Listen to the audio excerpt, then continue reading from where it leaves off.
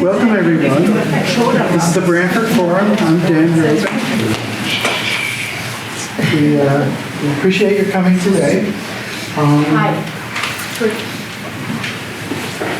We have a couple of announcements before Olivia starts, and this is sort of Healing and Reconciliation Weekend at the Willoughby Wallace Library. Yesterday there was a talk from an ex-Navy SEAL who talked about his own healing process coming back to the United States, and Olivia will talk about some external work that she's been doing in, I think there a lot of the similar themes will come out. Our next events, March 15th, Charlotte Danello will speak about opera, the greatest art form. And on April 5th, Ian Shapiro from the Political Science Department at Yale will be coming, and he will speak about his book, The Wolf at the Door, The Menace of Economic Insecurity and How to Fight It.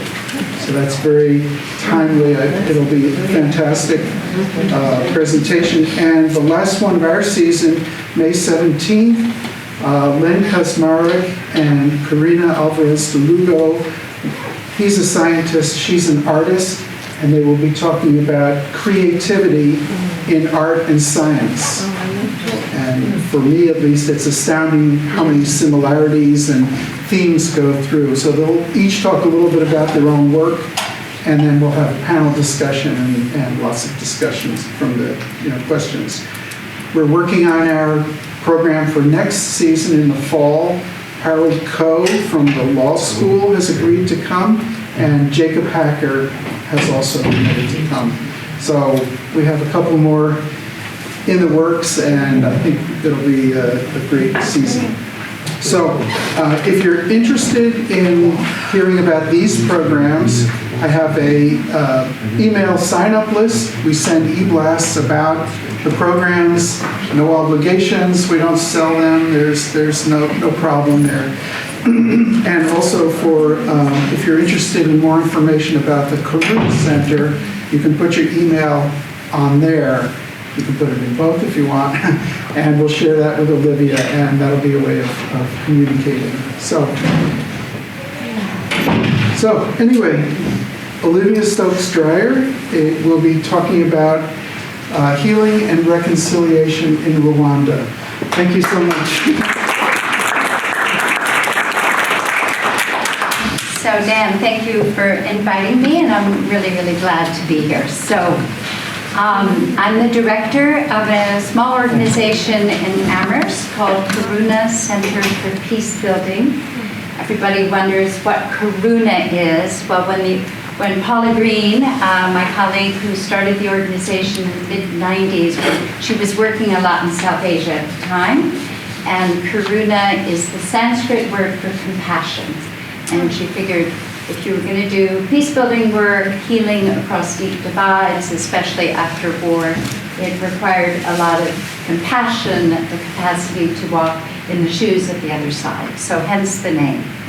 Actually, she was working in South Asia. The first big project was in Bosnia, but the board decided to keep the name and it stuck. So I'm going to tell you just very briefly about the work of the organization as a whole. And we work in various parts of the world where there's been violent conflict, primarily doing reconciliation work, so usually post-conflict. Sometimes it's more conflict prevention. I'll tell you a little bit about that too. And we are actually working some in this country as well. We can maybe talk a little bit about that at the end. But I thought really what would be most interesting is to do a deep dive into one of the places where we've worked and bring you some of the stories. And we've worked a lot in Rwanda, on and off since 2002. We just completed a large 3-year program there. It's 25 years since the really devastating genocide. And there are remarkably positive stories to tell about reconciliation in Rwanda. And I feel like as we're all encountering an increasingly polarized, divided, fractured world, it's actually encouraging to hear stories really coming out of one of the most horrific recent genocides you could have imagined, that people have been sort of almost inconceivably able to bridge these divides and reconcile and move forward together. Not across the board, but still there's some remarkable stories. So I really want to share those, and I'm going to show 2 short videos of the youth that we worked with in Rwanda are recording these reconciliation stories, so you'll see 2 short videos of reconciliation stories as well. So we'll start with a bit about Karuna Center broadly, tell you a little bit about the context for Rwanda, go back a little bit historically, because I think that makes it more meaningful. Talk then about the program that we did, show you these videos, and then we can open it up to conversation. Happy to talk about our other projects as well. So, sound all right? Great. Yeah. Good. All right. So, I'll make this work. So I don't know if it's helpful. Yeah, I'll turn it on. Yeah, but do we want the lights in? We don't need it totally dark, but maybe speak louder. All right. Can you hear me in the back of the room? Yep. All right. Please tell me if you can. So we're small. We've got 6 permanent staff up in Amherst, but we've worked pretty darn broadly. We've been going for 25 years, and we've worked in some 30-plus countries. So those little bright lights are where we've worked. Yeah, not all of those countries long-term, but quite a few of them long-term, and some of them briefer. Just to give you a picture, we currently have a reconciliation project in Bosnia, actually, even though it's, the war ended in 97. Unfortunately, identity politics and ethno-nationalism is very alive and well in Bosnia. As many of you know, I can see from the nods that the Serbskin part of Bosnia is threatening to secede. There's a lot of concern. So we are actively working there now. I can tell you a bit about that later. Where we just finished this project in Rwanda. We just finished a project in Myanmar, but are hoping to re-up the projects in Myanmar and Rwanda as well. We're working in Nigeria on what get called farmer-herder conflicts, what with climate change, population growth, irrigation, etc. There's increasing competition between herders across this whole dry belt of Africa and farmers. And since the herders are traditionally from one ethnic group, farmers from other ethnic groups, unfortunately, it's resulted in a lot of ethnic conflict, which has become politicized. And actually, in Nigeria, there's been more deaths from these farmer-herder conflicts than from Boko Haram. So that's a very challenging project that we're working on now. We're also working with, most of our work is more community-based, but we do sometimes work with governments, and we are working also with the Economic Community of West African States, which is a 15-country regional organization, and we're working with them on strengthening their early response to early warning of emerging conflicts. So what are the signs of violent conflict emerging? How can a regional organization like them be useful in working with national governments to try to address what's happening more rapidly before it explodes into a larger conflict or civil war? And then we're also working in Ethiopia, which is much more conflict prevention. As many of you know, the prime minister there is a young, idealistic prime minister who won the Nobel Peace Prize for making peace with Eritrea. But he's, with all good intention, he's lifted the lid on years of authoritarian rule very, very rapidly. And simmering ethnic, religious tensions are erupting, and they're going to have their first fully democratic elections in August, and all sorts of political actors are in the mix. stirring up divisions and grievances. So that's an effort to try to, there's already been some violence. Actually, 2 years ago, it's little known, but more displaced people in Ethiopia than even Syria at the time. So a large amount of displaced populations from the violence. And there's a lot of concern that this could erupt further. So that's more conflict prevention. In general, we always work with local partners. We don't feel like it's our job as Americans to kind of come swooping in and try to solve problems, but very much trying to help local NGOs work together with different stakeholders, bring people together, bring resources, bring funding, whatever we can do to kind of support and as much as possible kind of lead from behind. But that's a very strong principle of ours, and to try to work ourselves out of a job and leave something sustainable behind as much as possible. Make this work. So, I would say what we're seeing, I think, around the world in the last 30 years, I think with the end of the Cold War, with the fall of the Berlin Wall, it was sort of hopeful that there would be this kind of reign of peace.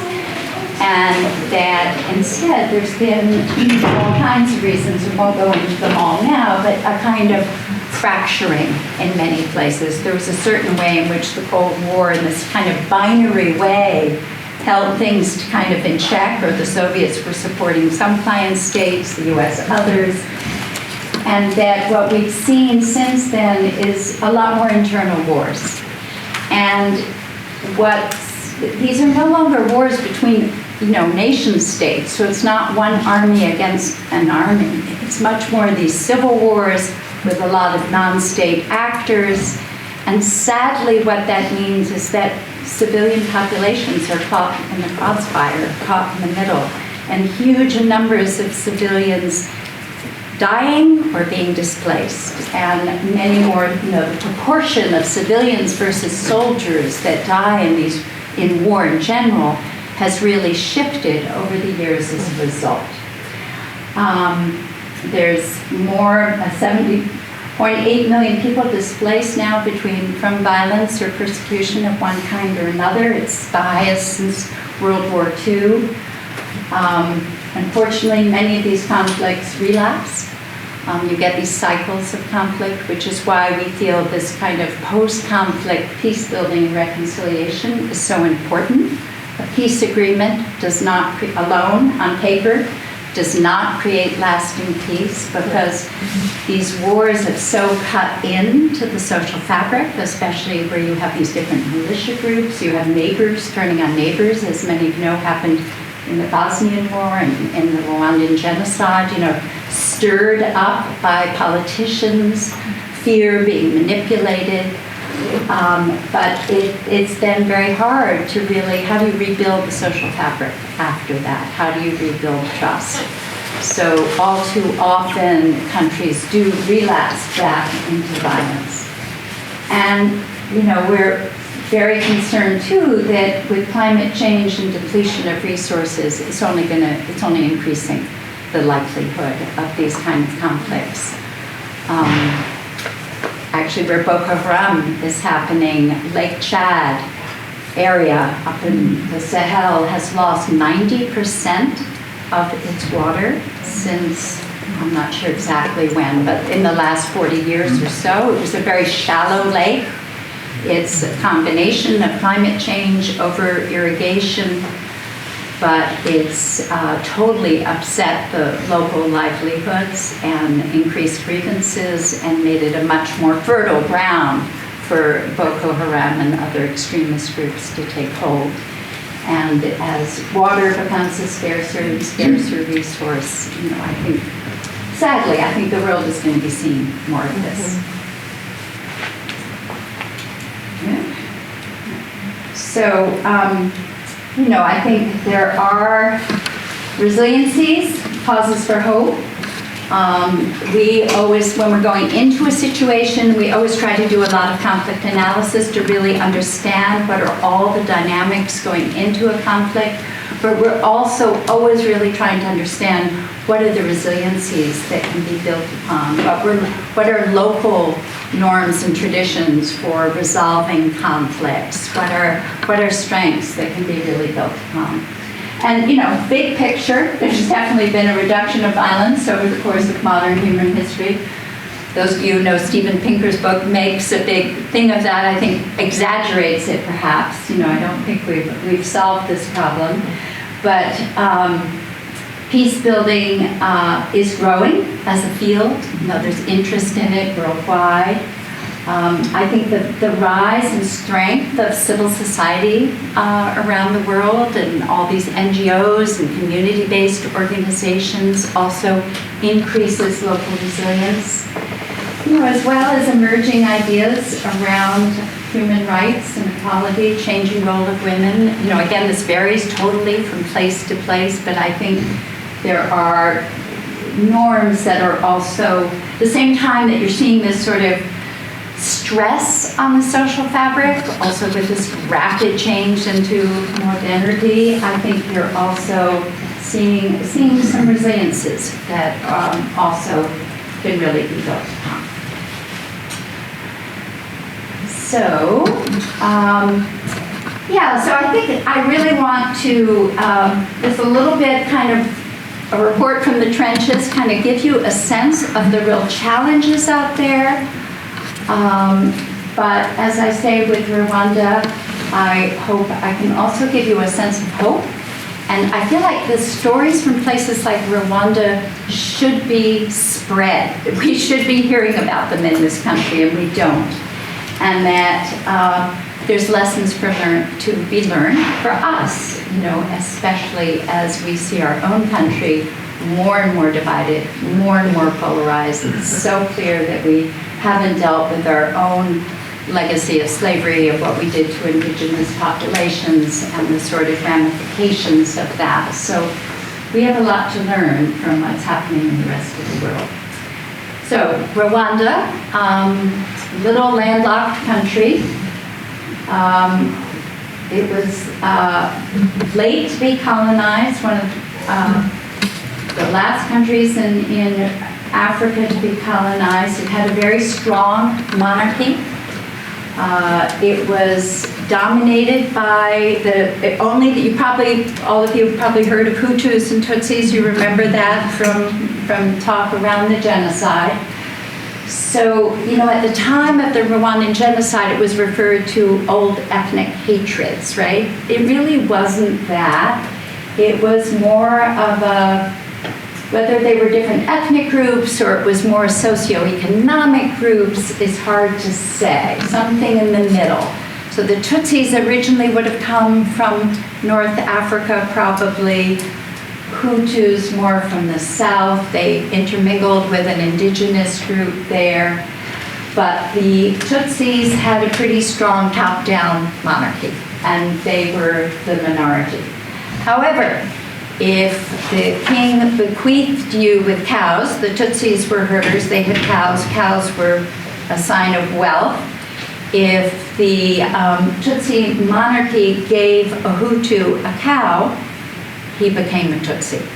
So there was mobility, and there was intermarriage. So, and they all spoke Kinyarwanda, and they all shared the same tribal religion, more or less. And then when it was colonized, it was heavily Christianized. That was shared. So there weren't like huge different cultural differences or ethnic differences. So it was first colonized by the Germans, and then after World War I, the Germans lost it to the Belgians. And starting with the Germans, with the unfortunate interest at the time in so-called race science, they started classifying people as Hutu or Tutsi based on facial features. there was this theory that the Tutsis, pure Tutsis, if there wasn't intermarriage, if you see a Tutsi like President Kagame, who is very tall and thin, you can be sure he's a Tutsi. But many Rwandans can't tell who's who. But the Germans came in with their little calibers, and long straight noses suggested Tutsi. And they had this idea that the Tutsis were sort of born to rule and were perhaps one of the lost tribes of Israel, and classified people.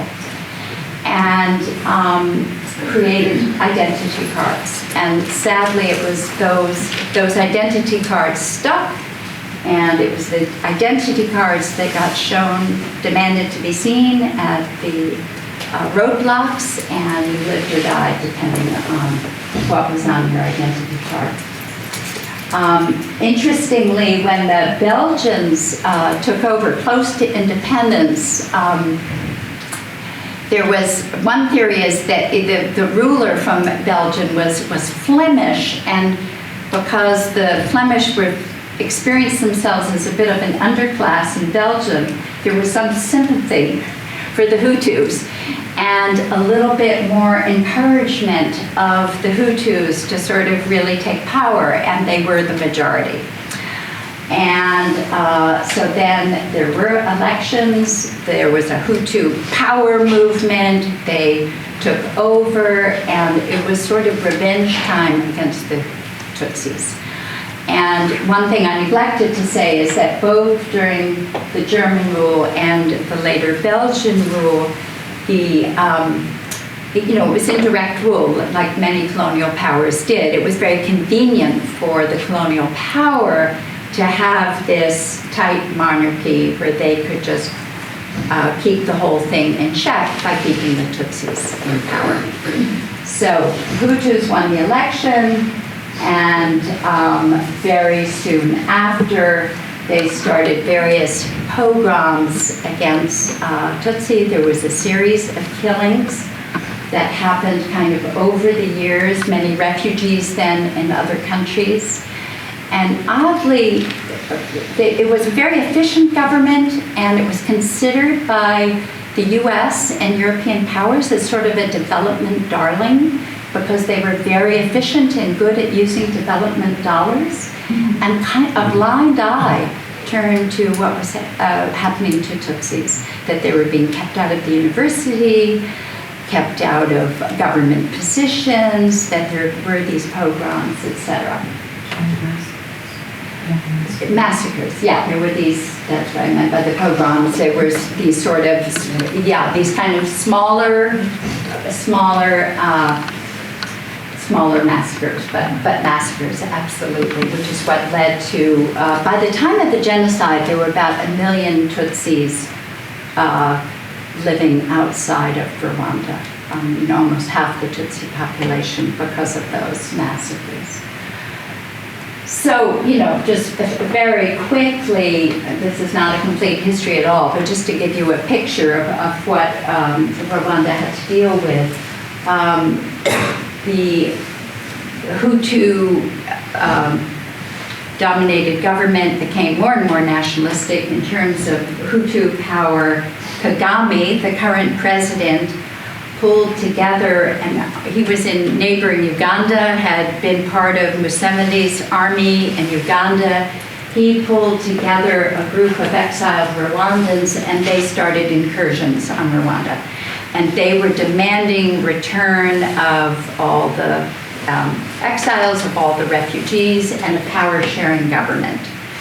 And the international community got involved. There were peace talks, and actually a peace agreement signed. There was going to be a power-sharing government.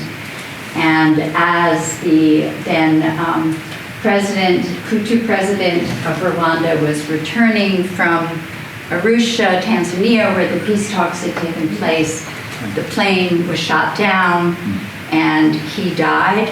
The genocide had clearly been planned. Who shot down the plane is still debated, unknown, but machetes had been being imported from China, And this thing was clearly planned. Maybe many of you, I'm sure, have heard of Dreier, who was the UN, head of the UN peacekeeping troops there. He had gotten word of this, was sending warnings to the UN. Kofi Annan was then in charge of peacekeeping troops.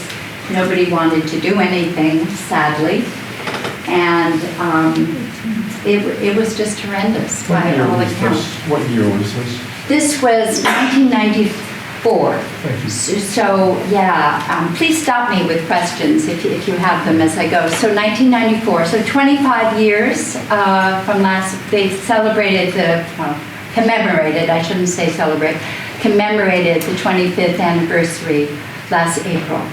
So the genocide went for 3 months, from April, May, June, and July. An estimated 800,000 to 1 million people killed in 100 days. A faster death rate than Nazi Germany ever managed. I mean, just horrendous, total mayhem. And there was clearly, the then government was claiming that if you don't act, if Hutus don't rise up and kill the Tutsis, this invading army from Uganda of Tutsis is going to come in and they'll kill us all. So it was just total manipulation of fear.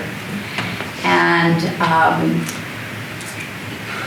sort of mad frenzy, I think. You know, it's sort of hard to imagine the set of circumstances that would take it to where it was, but it was, you know, hate radio that was going on for a long time, and moderate Hutus were also killed. So I've talked to plenty of Hutus who told me that they feared that if they didn't participate, they would be killed. So, you know, the place was in a state of terror.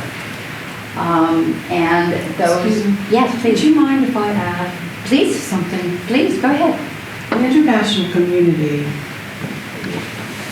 was horrific. Yes, The French were playing against the United States. yes. The United States, Paul Kagame, French, Chris Mitterrand, major guns dealer. The Eastern Bloc had been freed and they were selling guns.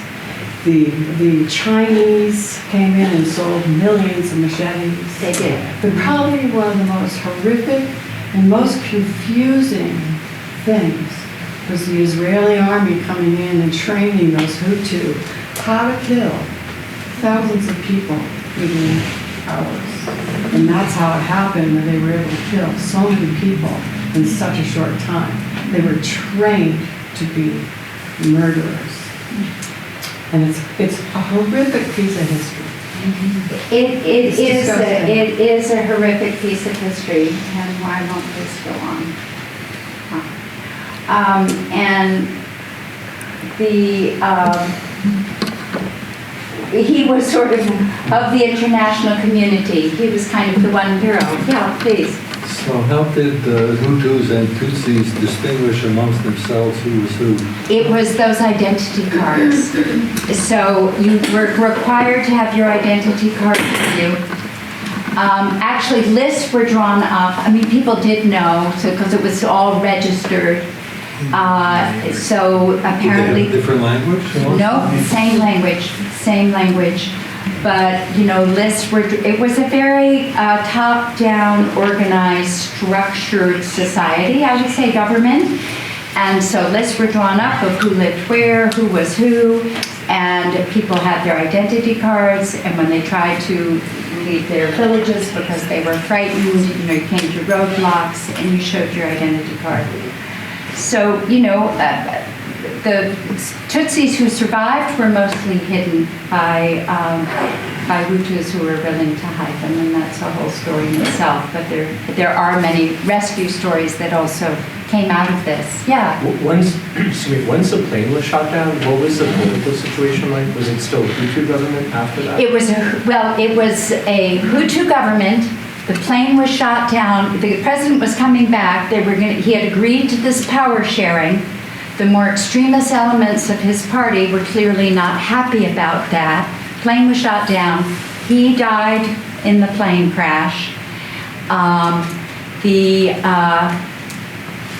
and the prime minister was a Hutu moderate. She was killed. And, just the more extremist elements took over. And all this hate radio and all this passing out of machetes. Very sadly, in the previous massacres, Tutsis had gone to churches for refuge, and those had been refuges. And sadly, they weren't this time. And I mean, we could go on. There are many stories to tell, but Catholic priests were implicit, and the grenades thrown into churches. It's awful. I mean, we won't go into all the gory tales because I do want to tell the good stories. But yes. Well, just a gentleman's comment. I hadn't heard about the role of Israel before, and I was wondering if she could comment on the motivation of Israel for doing this. Well, and I'm not sure that's 100% substantiated, but please go ahead, and then maybe we'll move on, just because we could go into many different byways with this. But At the 10-year anniversary, a little bit of background. I had a vision of this whole massacre, and being a visionary artist. And 10 years after that, I decided to study Rwanda, the genocide. And so I read, I have all the books that I got that information from, but I don't remember at this particular moment in time because it was at the 10-year mark, and now it's 15 years later. I can't remember which book I learned that fact of information. If you give me your name, I will look through my books and I will get that information for you. Could well be true. I have not heard that in Rwanda. I, talked to many people in Rwanda, but who knows? But in any case, well, I think France. If I can remember now, France was very much allied with Israel, and to step back a few minutes here in this history, what was happening was that there had been a huge drought. And there was a huge starvation. The tea industry had gone belly up.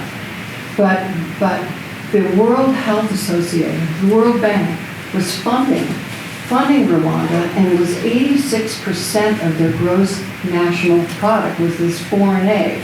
So the Hutu getting hysterical that but the force was on Habarami to create a democracy.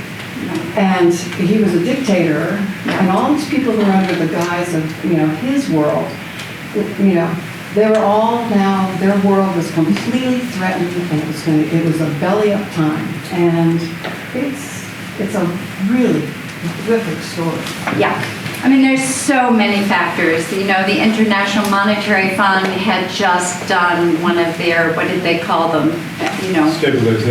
Stabilization. So-called stabilization programs, and just create. Sorry? Which means cutting budgets. Greatly cutting budgets. So that had just happened. The world coffee prices had plunged. Rwanda was a major tea prices. Rwanda's major crops were tea and coffee.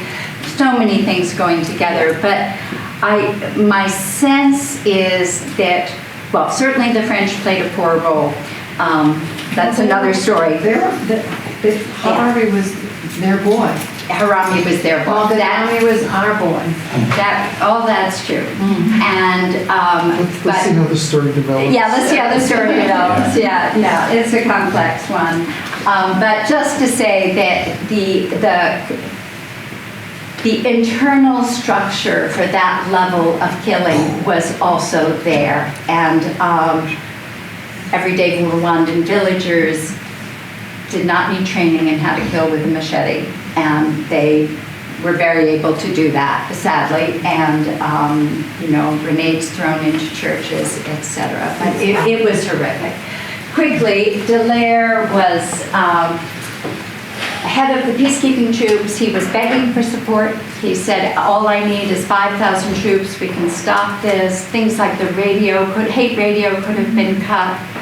American soldiers had just been dragged through the streets of Somalia, so Clinton did not want to be involved. That was seen as a disaster when we entered. Somalia, and so there was this sense of we better stay out of these conflicts, ancient ethnic hatreds, not wanting to call it a genocide because of the Geneva Conventions, we would have an obligation. So there was just this real holding back as this thing unfolded.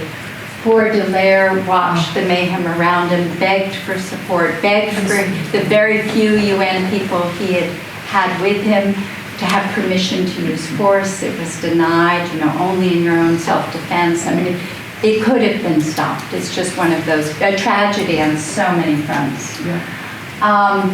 So Kagame came in with the international community stood by, nobody was doing anything, calling it ethnic hatreds, old ethnic hatreds, which it certainly wasn't. Kagame came in with his troops and they ended the genocide and set up what was initially a mixed government with Hutu and Tutsi, a lot of women in the government.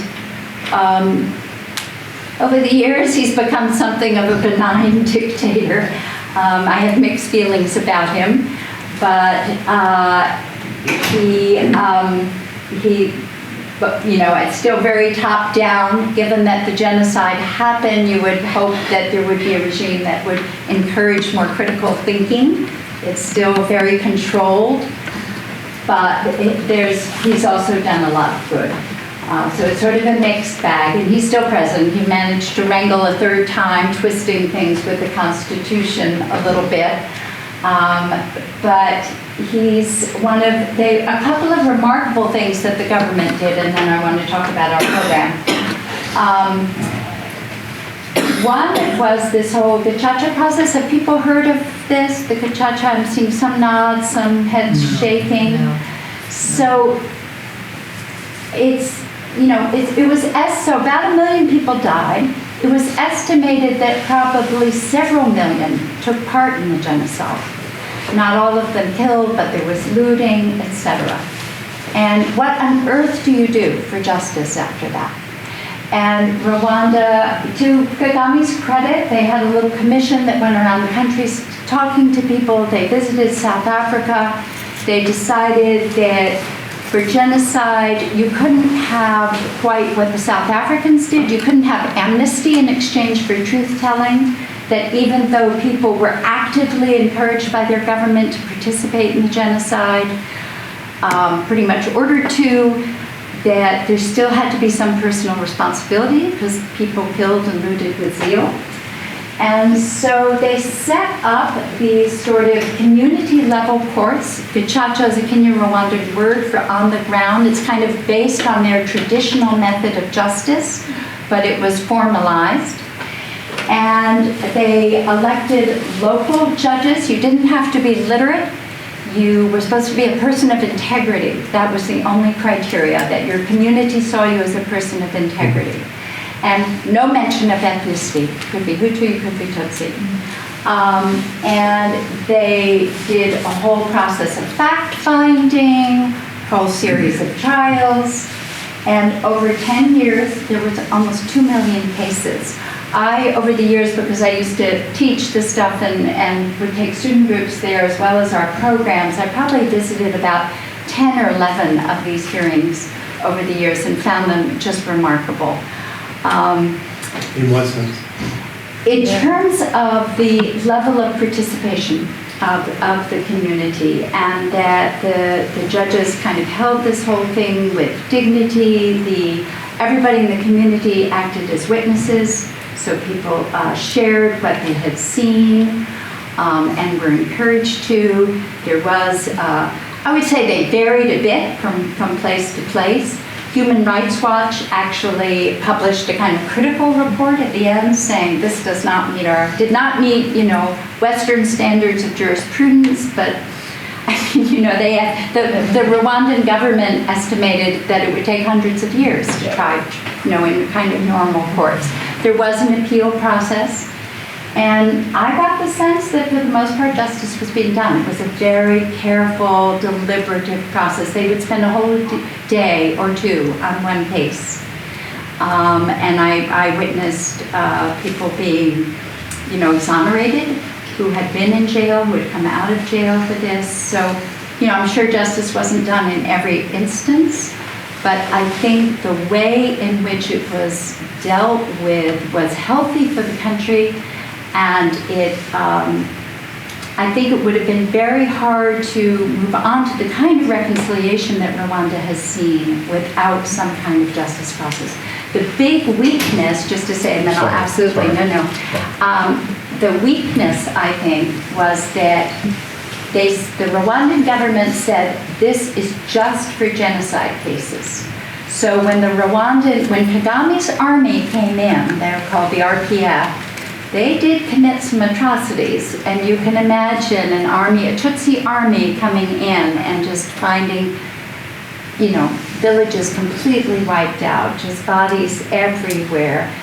There were definitely some killings that shouldn't have happened. I think those should have been included in the Gacaca process, and they weren't. I think the strength of the South African DRC was that it was for both apartheid and the ANC, right? It was across the board, human rights abuses, and this wasn't. But nevertheless, I think it was a powerful process, and you got reduced sentences if you confessed. The jail sentences were brief, and then just to say, and then I'll take your question. They then had this what they called to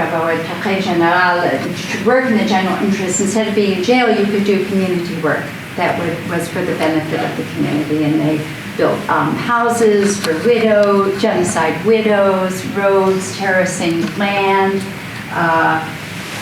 so the people who participated in the genocide, they learned skills, and that too was I think a very positive program. They got taught how to read and write. Many of them were illiterate, so that there was this real effort to rehabilitate.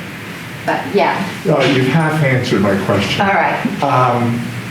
The first thing to say is when you say crimes, you basically mean murder, don't you? Well, certainly a lot of murder. There was also a lot of looting, and that got dealt with in Gacaca as well. And the penalty, I was going to ask about the sentences. So it was, I think the highest were like 20 years for like organizers, or 25 years for people who played a role in organizing teams of killers. But some who committed murder it was more like 6 or 7 years if you confessed, or even less. It varied. There were some early pardons to kind of get people back into their communities. If you went into this quiche, it was even less. So I'm gonna, if you don't mind, I just want to make sure we have time for the reconciliation stories, not just for the hers, but the hers were plenty, and there was a lot that went into it. So let me just see how we are for our time. Yeah, oh my gosh. All right, we're going to move quickly. We're fine? All right. So, Karuna Center had been in Rwanda doing various things, working community level, government level, on and off. We got funding from USAID for what turned into a 3-year program that went from those years, summer 2017 to 2019. As I mentioned, we're hoping to continue. And what we were observing is that these communities had this very structured process with Gacaca, which was a justice process. But then people were getting ready to come back to their communities from prison, from that quiche, and that there was no structure for the integration process to really support that integration process. And in talking to Rwandans and Rwandan NGOs, we saw that as a huge need, because people were coming back, Hutus were coming back, who had committed murder, genocide murder, coming back to the communities where they had killed. That's where their land was. It's a very agrarian society. There's no place else to go. Often they were coming back and living next door to families of survivors. So we worked with 3 Rwandan organizations, NGOs, One was Quaker in origin, a Rwandan Quaker group that had developed, with the help of an American Quaker actually, had developed a trauma healing program for survivors and perpetrators together, which I found just extraordinary. Because one thing that we've learned in our work is that shame is, you really have to work with the perpetrators too. That there's a lot of guilt, a lot of shame often, or just unresolved feelings of all kinds. And that's a dangerous emotion. And I think that's often what leads to further cycles of violence. And that this group, in working with survivors and perpetrators together, when the perpetrators came back, it sounds strange to say, but recognizing that they were both traumatized by what happened, whether they survived this horrendous situation or whether they had participated in the killing, it was a kind of like a common bond. We both, a joint recognition of this terrible thing that had happened, that they had all been deeply affected by. And it's sort of, and some pretty extraordinary stories of acknowledgement, of asking for forgiveness, of giving forgiveness kind of came out of that. I mean, I have to say that culturally in Rwanda, traditionally, and then again with this sort of layer of Christianity, forgiveness is sort of a value. It was already there in the culture, so it's sort of, it's, I think, really hard for us to imagine the level of forgiveness that has happened there, but it's sort of also, I think, being more of a communal culture, there's this little bit less individualistic, there's a strong sense of what's healthy for the community and this need to reknit the community. This is a picture from the National Geographic, April 2018. There's well, long story short, a National Geographic, there was a race issue in the National Geographic, and somebody who was doing it, knew they were going to have a lot of stories about what divides people in the world, and they wanted some positive stories, and got in touch with us, and they ended up spending a week with our program. And this is and taking some images that they felt would speak to reconciliation. This is one of the images from that National Geographic. With this trauma healing program, after an initial workshop, they choose 2 people to be healing companions, they call them, to be kind of peer counselors in the community and give them further training. Well, believe it or not, the 2 people who were eager to become healing companions from this community, Boniface and Marie, he killed several of her children. It's just unbelievable. It's just unbelievable. And they are now the sort of peer trauma counselors for their community. Yeah, it's remarkable. It's remarkable.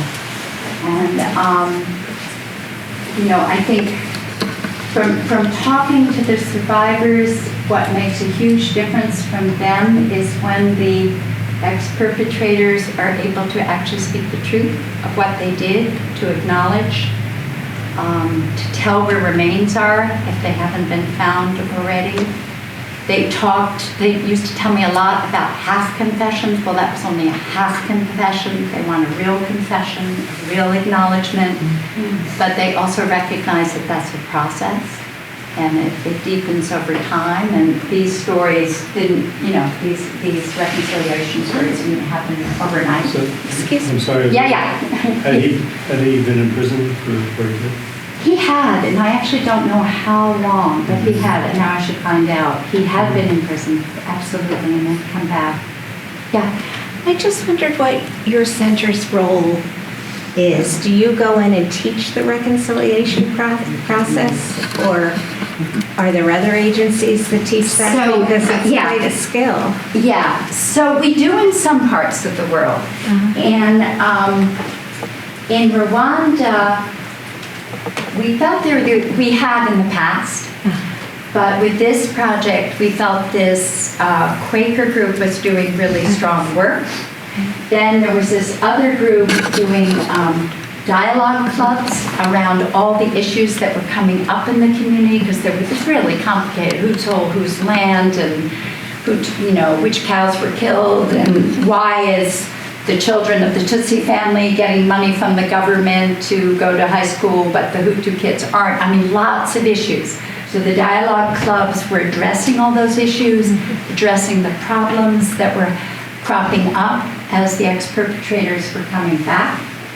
And then we had worked with the museum. There's an amazing genocide museum in Kigali that does a lot of education and youth programs.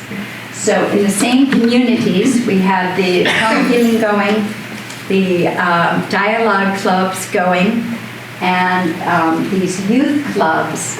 And they were creating youth peace committees. They were doing all sorts of projects. It was Hutu and Tutsi youth. They were helping the vulnerable, helping genocide widows, reconstruction, doing all kinds of things. And then they started filming reconciliation stories, spreading those on national media. And then as the other part of our project, we were getting these groups to meet with their local officials to really inform them of what the primary challenges were, looking at what kind of government supports they could get.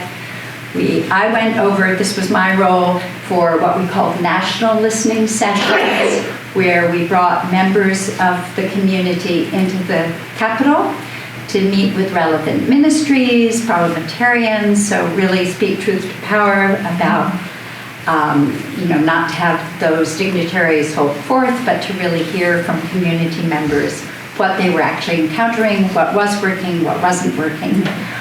But to answer your question more directly, sometimes what we're doing is pretty hands-on. Right now in Ethiopia it is, because there aren't peacebuilding organizations there. Everything's been very suppressed. In Rwanda, we felt there were these great organizations, and our role was more convening, getting them together, helping them design a program together, getting the funding, arranging for these national dialogue sessions, sort of leveraging what already existed, which we love to do. The more we can do that, the better, to really, they're doing the work, they know the culture, they know what's possible, and the more that we can help. I would love, I might not have time to show you both, but I would love, Dan, if you tell me there's time, we're at 6 minutes up, to show at least one of the videos. Yeah, you could do, well, do you think we have time for one or two? They're each 5 minutes. Start with one. Okay, then start with the second one. So the youth have done about 20 of these videos of reconciliation stories that they've been spreading. And then actually they've also, this museum has now put on done a 30-minute documentary with sort of in-depth stories for Rwandan television. I think these stories are really powerful. It was really wonderful to see the youth making these, getting really excited about recording the stories. As happens often in these situations, one problem is the youth don't hear anything from the older generation. Neither side wants to talk about it. And so there's this sort of curtain of silence, and it's very confusing for the youth. They go on those who are educated go on social media and hear all kinds of things, on social media about the genocide. And so there's kind of this longing for information. So one thing we've also done is had intergenerational dialogues, and then the youth interviewing their elders in recording some of these stories, we felt was really important. Not, the last thing we want to do is Pollyannish and just glorify these positive stories of reconciliation, but what tends to happen in these situations is it's the horrific stories that live on. And for the youth to discover these really positive stories and disseminate them just felt so important. So, you had a question, Larry? We'll see. We'll watch one of these first. Okay. So there were two I'm going to show you. We'll sort of see how much time there is. Roll. So this is totally youth-made with just a little help from the museum.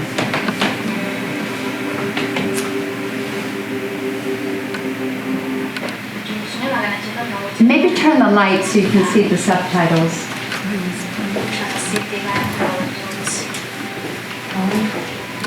It's all in King Rwanda. We couldn't get the sound louder, but can we get the lights? Yeah.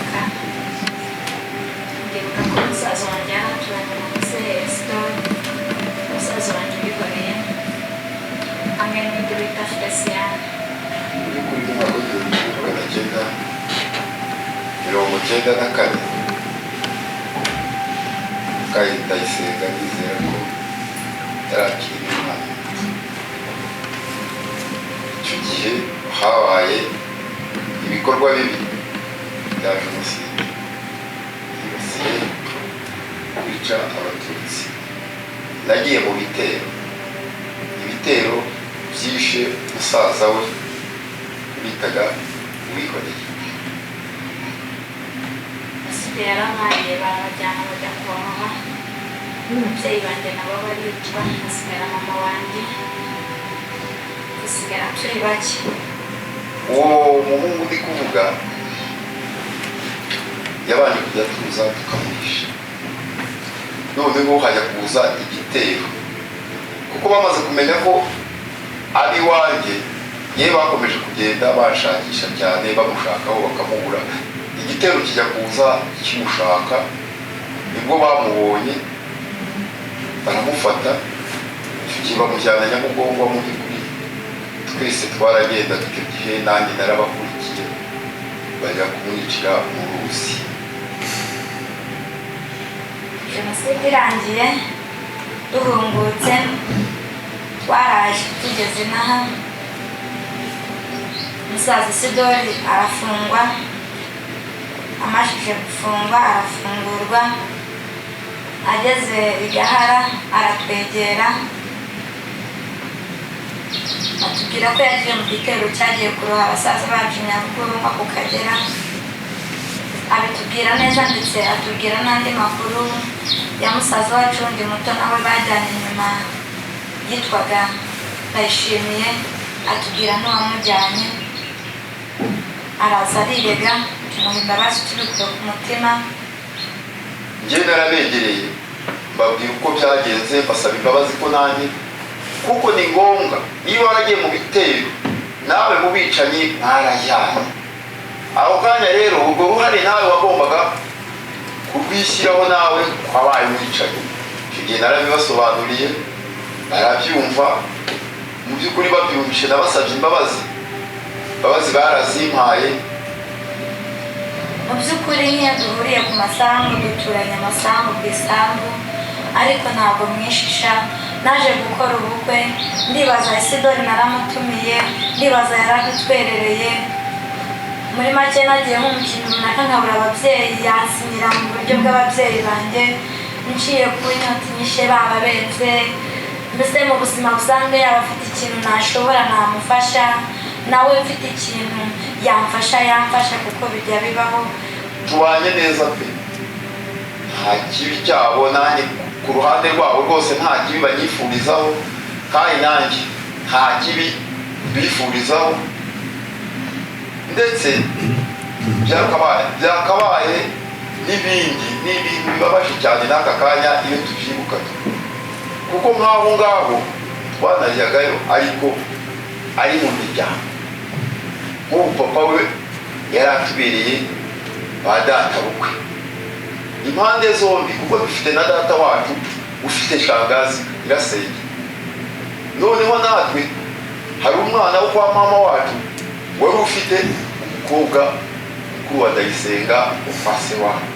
Urumva rero mwaba data bukwe abagenzi bacu kubabarerana tukubaka igihugu cyacu.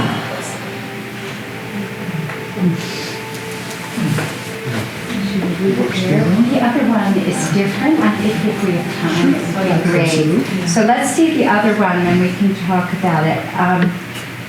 The other one is a little more nuanced. It's, you'll see it's the story of a perpetrator coming back and his fear in coming back and entering the community and what that would be like for him. Good. Yeah. Imibanire yacu na Muhire mbere ya Jenoside yari myiza cyane, tubana dusangira akabisi n'agahiye. Mbere Jenoside twari tubanye neza, twarasangiraga, ariko buri ikintu n'akane biza guhinduka ku buryo abantu bose babaye impyisi, umuntu agatinya uwo yarasi. Biza kuba ngombwa ko leta yariho tubibamo amacakubiri, itubwira inatwangisha icyitwa umututsi. Twumva neza ko tugomba gukorera leta yariho, ubwo dufata iya mbere turica turarimbura. Yohana nta gitero atajyagamo, niyo hakuye imisesero akadusangayo yahishe abantu. Aho ngaho umuryango w'iwacu nawe yarahageze. Kimaze kubona ko uremewe n'ibyaha byiruka ntawe umwirukankanye, biza kuba ngombwa ko nza kwiripotinga ku cyahoze ari komine ya Gitesi yarakikiwe. Baramfunga mva Kibuye ngera Gisovu. Ubwo iki cyaje kugera bamwe barabafunga, aho bavuga ko bishe abantu. Amaze kubafunga rero, mbega abaturage nyine agaragaza batema abantu bayuda niyo bishe abantu, ubwo tukava ko natwe nabo batwica. Ubwo rero ntabwo tugiye duhura, ahubwo tugiye guhora nyuma afunguka. Banzana imbere y'ubucamanza bwa Gacaca, ibyaha byose bisobanura kuko nabikoze nta na kimwe nsize inyuma. Ngize n'amahirwe musanga Muhire mubona kuri ibyaha ahari, baranyakira ndaburanishwa. Maze kuburanishwa biba ngombwa ko ndekurwa bitewe n'ibigenda bimaze mu bwonko. Yuda mpamvu ari uburenganya, impamvu yaje kumufata nk'uko asubiye muri sosiyete nyarwanda neza, nuko yaje muri Gacaca we ibyari byarahishwe arabihishura. Aturagira abantu baje badusahura, aturagira abantu baje batwikira abandi bafatikanyije, aribo twatinyaga wenyine. Bamwe bigiraga bera aribo bahindutse abanyabyaha, nawe nuko bari bafatikanyije, ariko atuma tumubibona n'uko yagiye tubuza ukuri iyo tutari tuzi nabyo arabituragira. Ahubwo byabaye ngombwa ko inkiko Gacaca zifata umwanzuro ngo mfungurwe ntahe. Bimbere ikibazo cyane ku buryo ngeze kuri gereza nsaba umuyobozi wa prison nimbabarira uwumpishe, ndi kubona ikibazo cyambemereye. Mvuye kurana muri Gacaca barandikuye, kandi ngiye guturana n'abo niciye, ndi kubona ubuzima bwanjye buba igomba ko bundangiyeho. Warambaza tutamuka ari kagari kitwaga Akagari ka Rwazo, kari wowe na Muhire. Ndetse naramusobanurira ikibazo mfite, ndi butaye mu Kagari ka Rwazo kandi kari wowe na Muhire, kandi Muhire akaba ari umwana kuri Jenoside. None ndabigira nde ndatahe, nta data ntiyagira, nta mama ntiyagira, nta kibugo ndi butahe. Barambwira ati ngwino fata ibyawe uze utahe, uze kuncaho ku murenge, ndahamagara Muhire ahubwo akujyane, nibiba ngombwa amenye n'aho uraye, amenye n'uburyo mugomba kubana mwako Kagari no mu mudugudu. Ubwo byabaye ngombwa ko nzakigenda naje n'imodokari ya prison ngeza ku murenge hariya murenge ushaje ujya hepfo. Ndaza hageze ati uvuka urahazi neza urayibuka ndahibuka, ati ngaho manuka aturi bucumbike ndamurangira, ati none muce kwa Muhire ka coordinateur w'Akagari umubwire gutashye. Ubwo ndamanuka ndaza nca kwa Muhire hariya. Yagira Muhire wakimbona ibigori byari byeze, yahise anyekerekera mu nzu yohereza abana bajya guca ibigori. Bose ibigori barampereza, turazamukana n'umukaminanse ndagacu batangira kugira ikibazo, yadushingiye imiryango. None arajanisha na Muhire, twari tuzi ko atari buze ngo yegerane na Muhire, ari buze bashwana, none babaye inshuti. Mbaho Muhire nibona mu inshuti nabo yarafitaga n'abakobwa, ndavuga bigaragara aho baje bahora mu macumbi. Ngenda kaza ndamusabye ku murenge baduha ikibanza, araza baramwubakira hamwe. Igikorwa cya mbere cyiza cy'ingenzi nashimiye Muhire yankoreye, ni ukubona akansanga mu icumbi aho nari ncumbitse n'umwana akampagurutsayo akanzana hano ahanuye niyo hanuje urumva nta gikorwa kirenze icyo navuga ngo kindakorere kirenze icyo yankoreye kimwe nicaye hano tukaba tunaturanye kandi arengeje kubyo namukoreye. Ubu uravuze ko nta kibazo kindi dufitanye kubera ko turasangiye nta kibazo turatumirana nk'uko yavuze ko aha ngaha namuhaye kugira ngo ajye ahantu aba numva ko urukundo rwarabonetse ntawe nyimishe ntabagishije. Icyo nabwira abanyarwanda mbere na mbere ni ukubanza kwibuka umuhutu n'umutwa n'umututsi bikiriho aho byatugejeje, bakabanza bagasubira inyuma bakabitekerezaho bakareba icyo byatugejejeho. Nta musaruro twabivanyemo ahubwo twabivanyemo igihombo. Twese turi umunyarwanda umwe, turi no muri leta y'ubumwe bw'abanyarwanda, natwe tugomba kubana tukumva ko turi umwe, ntihazagire imbuza ko twoshoka dusubize inyuma muri babatwa b'abahutu b'abatutsi, ibyo tukemeza ko twese twanabisezereye.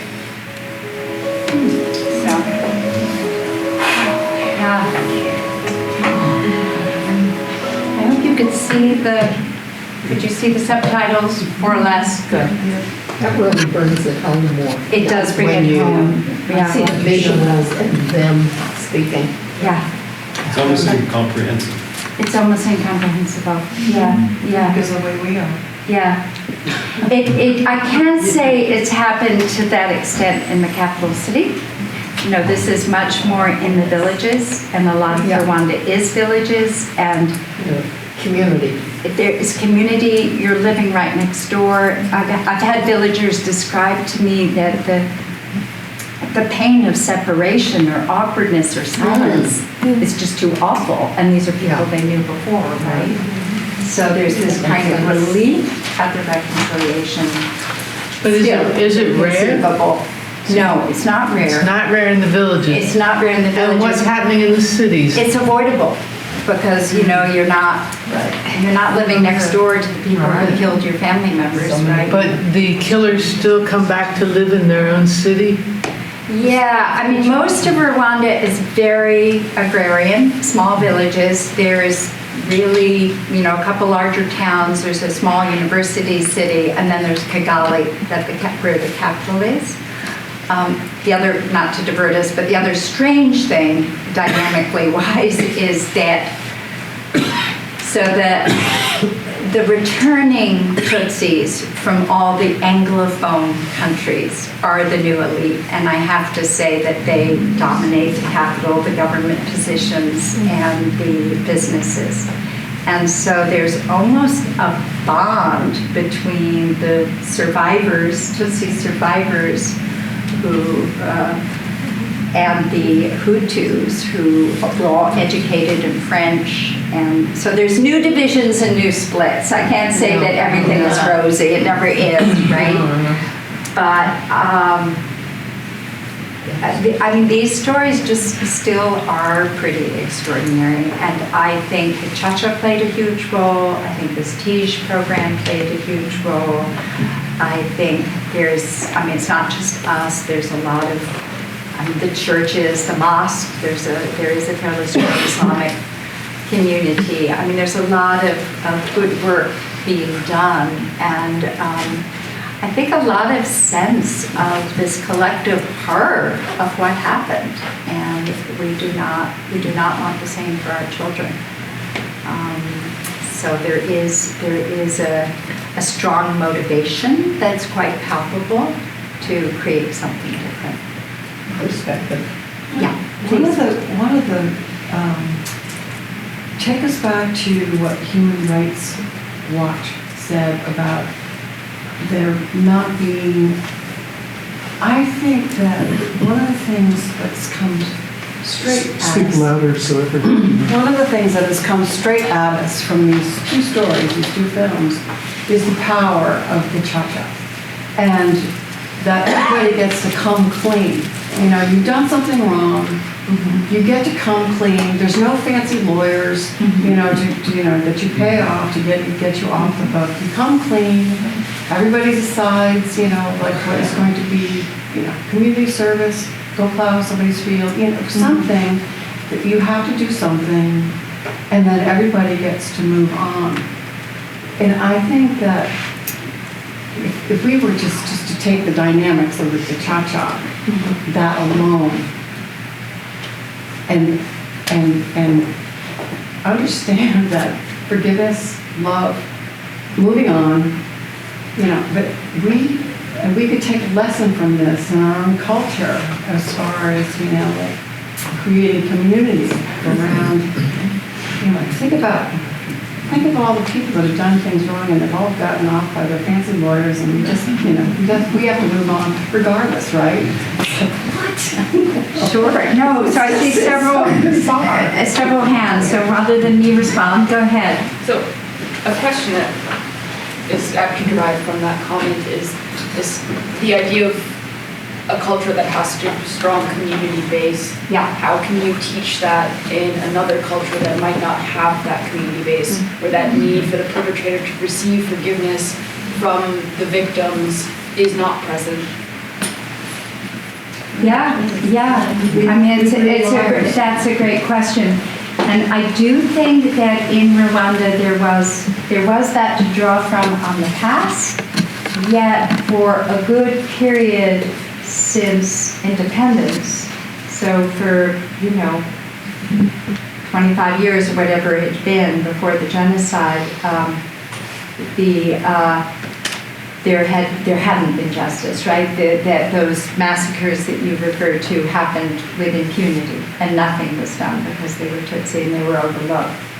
So I think it was this sort of the fact that like in the TRC with South Africa, it was just sort of almost symbolic cases, like a few.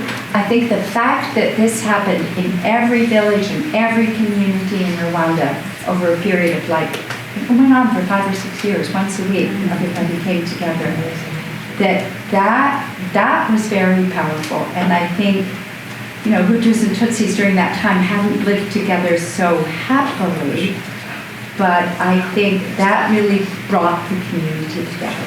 Yeah, Larry. Yeah, so would you say it was almost like a community psychotherapy? Of a sort. It was a judicial process. But in a traditional format. In a traditional format, but with, it was codified. Like they turned it into a very codified legal process with very clear parameters, which was essential. Yeah. So there wasn't much talk that wasn't related to that particular case, and the judge called on people, and it was all done with, a lot of, good sort of appropriate dignity and held in a good way. But yes, I think it did serve that purpose. And the reason why we were keen to develop this program afterwards is we realized, oh my gosh, they've had this whole process. But now people are going to be returning to their communities. And what are the structures that are going to allow for reconciliation? Because it was not, the government was very careful to say, this is not restorative justice. This is actually retributive justice. There will be a punishment. The punishment should be light, because people weren't born killers, they were urged into doing this, but there should be some personal responsibility. And I think they were right with that, light punishment, but actual punishment. And who conceived that? There was a Gacaca commission, there was a whole process. They went around the country holding community hearings to get ideas. They did their trip to the South African TRC. It was a government-appointed commission, and they piloted it. I went to one of the first pilot hearings, and Karuna actually worked a little bit with the commission on what were likely to be the community ramifications of this process, and what was it likely to bring up, and how would you avoid it being traumatic, and that kind of thing. So it was very carefully thought through, I felt. Why Human Rights Watch was so critical, I'm not sure you can read their paper. Don't you love the irony? It's the irony of this imposition that we white, whatever. It felt that way to me, to be honest. It felt that way to me. I am critical of the fact that they didn't include the atrocities committed by the army, because I talked to Hutus at some of the hearings who would tell me, yes, we think this is a good process, but I would like to know what happened to my brother or uncle. I mean, the proportion was not anything close, but still It happened. it happened, and they, there is a thing which I also think is really problematic in the Rwandan constitution, where genocide ideology is a criminal offense, and it's very loosely defined. And so there are Hutus who feel that if they question too much, they can be accused of genocide ideology. And you can be in prison for that. And, you know, there are some political prisoners in Rwanda. I mean, it's tightly held. There's Don't no... you love, you know, the Holocaust, the genocide, how these genocides get dealt with? I mean, this genocide, the very fact that these people are actually living side by side now, like as you said, sharing food, sharing bread. I mean, can you imagine that in our culture? Yeah, it's pretty extraordinary. I think one really smart thing that they did with this genocide museum in the capital too is the first floor is about the Rwandan genocide. I know the director well, and I'm working with him a bit because I think it's a little bit too much the government narrative of the genocide, which is biased. Yeah, it's a little biased. But anyway, but the second floor is all the genocides around the world of the last 150 years, beginning with Namibia and going right on up. And I think for Rwandans, that's exceedingly important because there's this sort of collective shame of what happened in their country. And you go to this museum and you go upstairs and, you know, you see things about the Holocaust, about Srebrenica, about Armenia, and on and on and on, and you recognize the extent to which it's been a global problem. What are you doing in this country? You said something about a project. Yeah, everybody asks us that. So, yeah, quickly, we've done various things. I mean, we are primarily an international organization, and we're small, and you know, we don't want to spread ourselves too thin. But we're doing a few things. We've been doing local dialogues and community conversations. We work very closely with an organization, a small organization started by a Pakistani American who's a practicing Muslim. And we were doing a lot of community conversations on Muslim, non-Muslim relationships and tensions. And then since the last election, we've expanded it to talking about various issues confronting marginalized communities. We've been doing, focusing on white nationalism this year and also on reparations in our locale. Where is this? Up in Amherst, Massachusetts.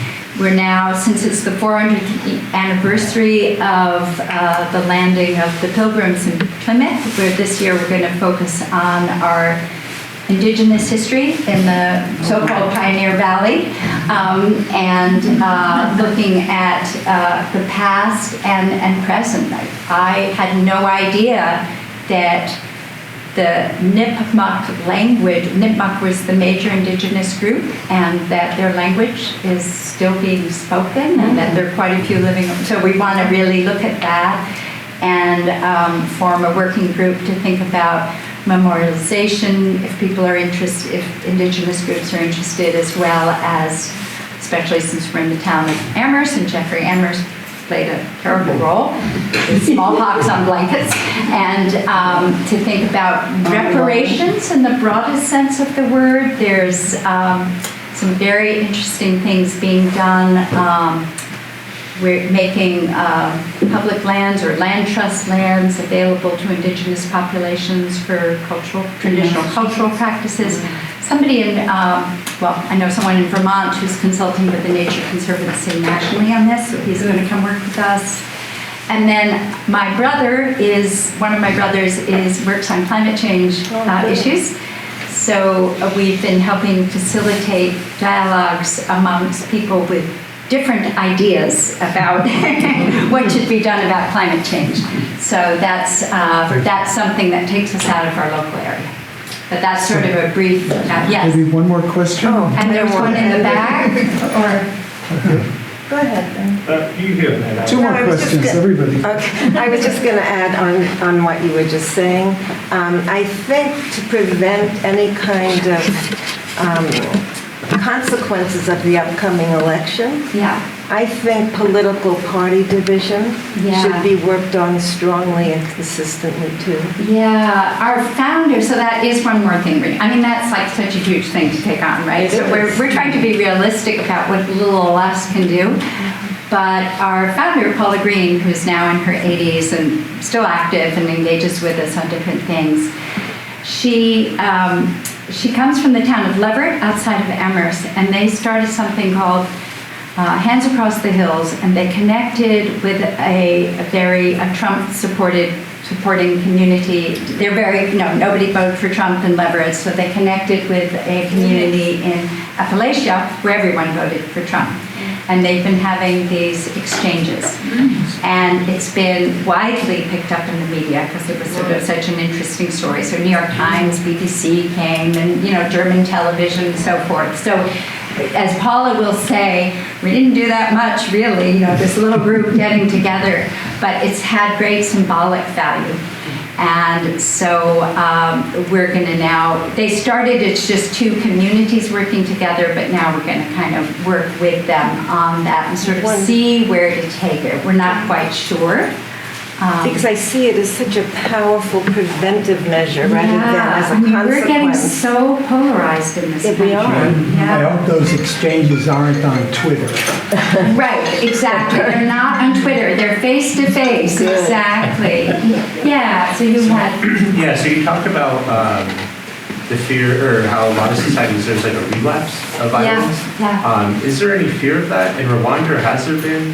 Because in the one video, the guy was saying about how we're all Rwandan, like let's not bring up the past. So it made me wonder if there are people that are trying to agitate a more Tutsi nationalist or Hutu nationalist. Have there been any pogroms since the genocide? Or not within the country. A lot of Hutus, so after the RPF came and took over the government, a lot of Hutus fled to the Congo and were in camps in the Congo.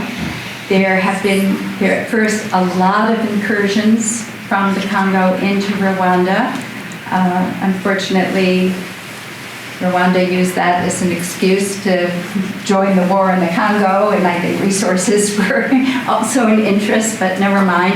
But I think that Rwanda, things are very held in the country. So I think it's a democracy, but very top down. And I think law and order is such, you don't feel like it's a police state walking around, but I think things feel very held in check. I'm hoping it'll start to loosen. I see signs. I see more political space than I used to. And I think things seem pretty stable there. And apparently Kagame rigged the last election. He didn't have to. He would have won by a landslide anyway because they're doing really good anti-poverty health programs, rural development programs, all of that's happening. So I'm guessing Rwanda is okay. But you do see that a lot, and I think often underlying grievances are just not dealt with. And, in so many of these places where, colonialism messed things up to begin with, often privileging one ethnic group over another for the colonial powers' purposes. And then, things have been imbalanced and various economic interests at play and groups marginalized. So if those underlying grievances aren't dealt with, there's much more likelihood to return. So in our peacebuilding programs, what we're always trying to do is kind of look at the current tensions, what needs to be done to rebuild trust, but also really try to understand what the underlying grievances are. And often different groups have very, very different perceptions of the country's history, and sort of sharing those different perceptions and understanding the ways in which what the more marginalized groups have actually experienced and felt. So I think those things have to be dealt with if you're not going to get the recycling back. And I feel, one of the reasons why we want to do work in this country is that working in those other parts of the world, it makes me realize the extent to which we just have not dealt with our own legacies in this country at all. And that we're seeing the ongoing effects. So join me in All right.